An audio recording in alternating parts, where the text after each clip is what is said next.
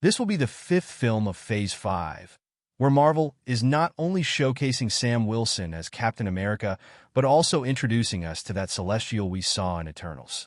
Along with that, the movie will also address the element responsible for Wolverine's death. However, fans have questions.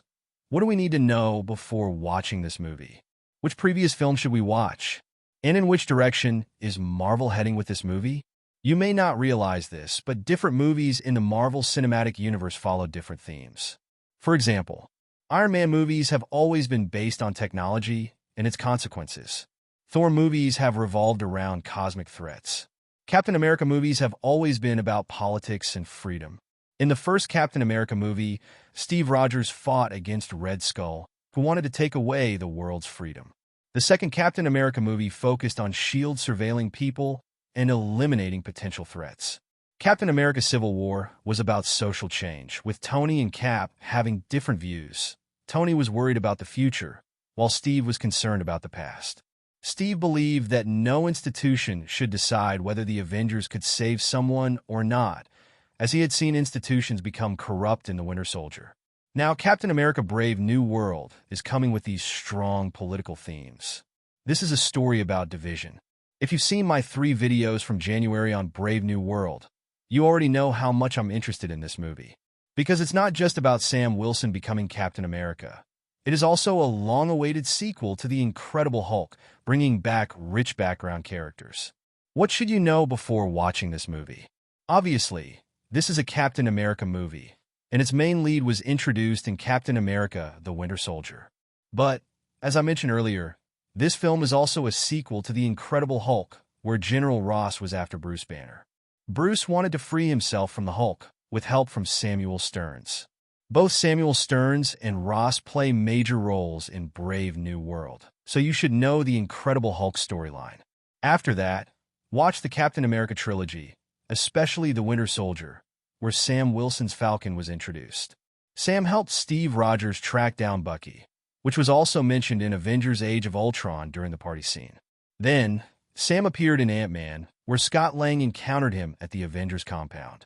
After this, Sam recruited Ant-Man for the airport battle in Civil War, leading to the Avengers splitting up. Sam and Natasha went into hiding with Steve Rogers. The 3 of them saved Vision and Wanda in Infinity War, later returning to the Avengers compound, where Steve confronted Ross. Sam then disappeared in Thanos' snap. After the remaining Avengers reversed the snap, he returned, famously saying, "On your left," to Cap. The ending of Avengers Endgame is crucial for this movie. Captain America returns all the Infinity Stones, spends time with Peggy, and then comes back to give his shield to Sam. Because Sam is a good man. However, in The Falcon and The Winter Soldier, we saw Sam struggling with the idea of accepting the shield. He handed it over to the U.S. government, believing it should be in a museum. Later, Bucky took Sam to meet Isaiah Bradley, who was also a super soldier. Isaiah was imprisoned for 30 years, experimented on, and erased from history. Isaiah told Sam that no African American should be Captain America. But Sam proved that no one could stop him from fighting for his country, just as many African Americans before him had fought and shed blood. Sam is Captain America, and people will have to accept it, whether they like it or not. After that, Isaiah Bradley's history is brought forward to the public. A memorial is placed for him in the Captain America Museum, and now Isaiah Bradley is returning alongside Sam in Captain America Brave New World. This movie's main focus will be on all of these aspects. Then there's Tiamat, the marble-like celestial body that was turned into stone by Cersei with the help of other Eternals. So, in a way, you can say that this movie is deeply connected to the roots of the Marvel Cinematic Universe. Now, let's talk about the movie's language, director, and runtime. The film is directed by Julius Ona, who also directed Luce and The Cloverfield Paradox. It has been written by the writers of The Falcon and The Winter Soldier. Alongside Julius Ona, the film's runtime is reported to be 1 hour and 58 minutes, which is almost the same as the first Captain America movie and 10 minutes shorter than last year's Deadpool and Wolverine. The film will be released on February 14th. There is also confirmation of a post-credits scene, so don't leave once the credits start rolling. Now, I want to talk about some misinformation surrounding this movie. As a huge Captain America fan, one thing I absolutely dislike is misinformation. Many people claim that this movie went through multiple reshoots, but the truth is, it only had one reshoot session, which lasted 22 days. And that too because during test screenings, they realized that the action sequences didn't match the fast-paced style of previous Captain America movies. To fix this, they brought in James Young, the stunt coordinator behind Winter Soldier, Civil War, Infinity War, and Endgame. Even in that reshoot, only the opening set pieces were changed, while the rest of the movie remained the same. However, industry insider Jeff Snyder spread a rumor that the movie had reshoots from January to May, which makes no sense. Even Avengers Endgame only went through 1 month of reshoots. This misinformation spread so much that Anthony Mackie, who plays Captain America, had to personally address it. Another misconception is about the movie's budget. Many believe that due to reshoots, the budget increased significantly.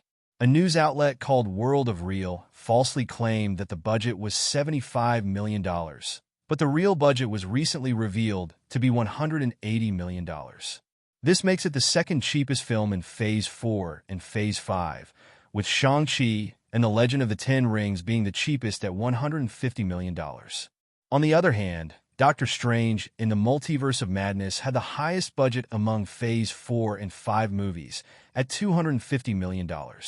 But some unreliable outlets even tried to claim that Brave New World was more expensive than Multiverse of Madness. These baseless scoops and blind rumors are ruining the fandom. Beware of fake leaks. You can see how quickly misinformation spreads, which is why I recommend that you always ask for sources whenever you hear a new leak or scoop, just like I provided sources in the description. By now, with so many movie review channels, you must have realized that movies are art, and art is subjective. Don't form opinions based on just 1 or 2 reviews or baseless rumors. Do your own research and don't let mindless hate ruin the superhero fandom. Honestly, people who spread hate don't even care about this fandom. They don't discuss character history, deep theories, or amazing stories. Instead, they hate superhero movies themselves and want others to stop liking them too. But if you truly care about this fandom, stay away from pointless misinformation. So, that's all for today's video on Captain America Brave New World. I'm really curious to see how Marvel's celestial time connects to this story, what the future of adamantium in the MCU is, and how this grounded movie will impact Marvel's future. But what are your predictions about this movie? Let me know in the comments.